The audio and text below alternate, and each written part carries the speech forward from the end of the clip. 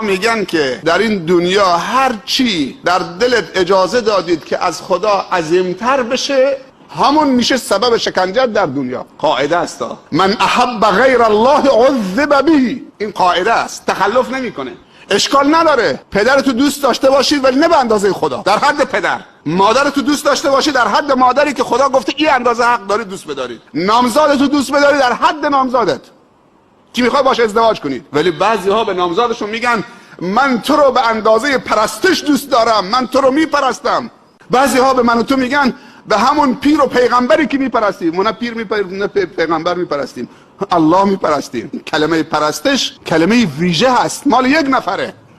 حق ندارین این واژه ها رو مصادره بکنید. این واژه ها رو نباید به کسی دیگه داد. دوست داری دوست داشته باش. انسان معلمشو دوست داره، شاگردشو دوست داره، همسایه‌شو دوست داره، هم کلاسیشو دوست داره، ولی هر کسی جای خودش. اما محبت خدا بالاتر از